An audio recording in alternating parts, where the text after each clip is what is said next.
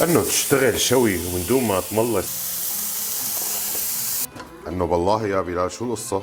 الشيش طاووق هو وصفتنا لليوم. تفضلوا معي لتعرفوا النكهة الصح من وين بتيجي. اول شغلة رح نبلش فيها هي الدجاج. الدجاج بدنا اياه صدورة، انا عندي كيلو والمقادير رح امشي فيها على اساس الكيلو. قطع الشيش بهذا الحجم بالنسبة لي ممتازة جدا.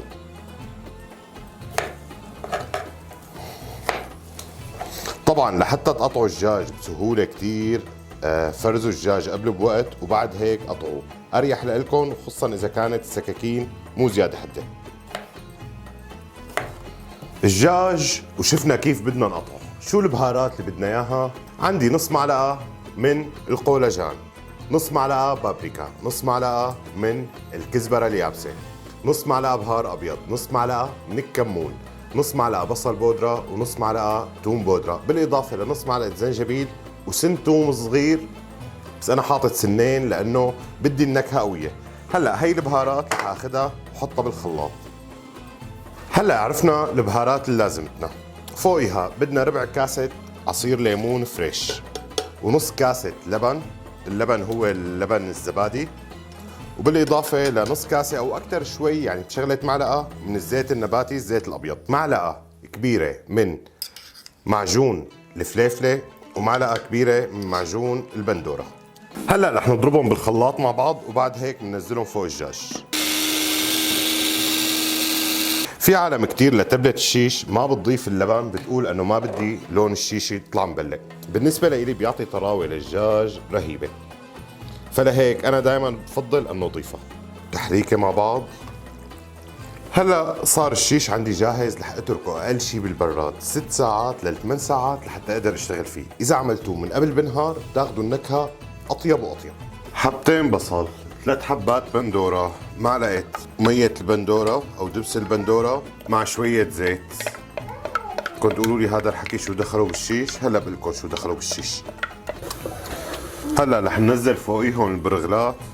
انه بالله يا بلال شو القصة؟ برغل مع البندورة وما بعرف شو لك. ايه يا جماعة انطرونا شوي بس، استنوا علي.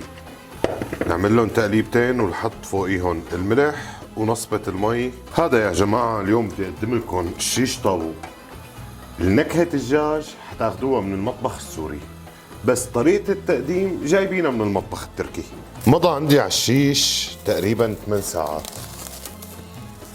ريحة رهيبة يا جماعة، رح تدعوا لي على هالوصفة هي لأنه بالفعل وصفة بتجنن.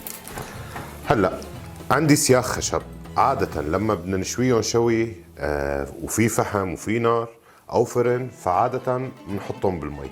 بس اليوم لأنه ما في عنا من هذا الحكي كله، رح نشتغل مثل ما هن. بداية رح نبلش بحبة الفطر. الفطر مع الشيش بالنسبة لإلي شيء مقدس، ورح بلش ضم. هلا هذا السيخ هيك صار جاهز على جنب، ومنتابع. هالمرة فليفلة، وبنكمل بالشيش، واخر شي بنحط الفطرات. هي الأكلة تحديدا إذا بدنا نفكر نزينها بشي، فما رح نلاقي شي مثل الزينة اللي بحطوها الأتراك لإلها، واللي هي الفليفلة الحدة هي. بلشنا بتشغيل الغاز، ورح ننطر ثواني بس لبين ما تحمى المقلاية، ونبلش نزت عليها الشيش. الوصفة هي بيمشي حالها بالفرن، بيمشي حالها على المقلاية، وبيمشي حالها للشوي، وبالكل رح تاخذوا نكهة صح.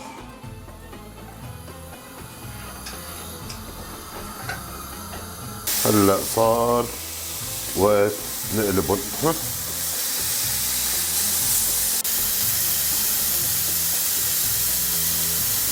انه تشتغل شوي ومن دون ما تملص هيك شقفة وتاخدها للدوق ما بتزبط. شوفوا النيبة، نكهة رهيبة. هلا الشيشات صاروا عنا جاهزين. شو رح نعمل؟ رح نروح على التقديم. اول شي رح نعمله، رح ناخذ البرغل البندورة تبعنا ونحطه بالصحن. يا رب. ها، وهي الشيشات جنب البرغلات، والزينة الأساسية للصحن تبعنا هي الفليفلة المشوية، الخضرة والحمرة. وهيك طبقنا صار جاهز. الشيش السوري بطريقة التقديم التركية. بتمنى تجربوا وصفتنا لليوم وتعطوني رأيكم فيها. افطاركم شهي وسلام.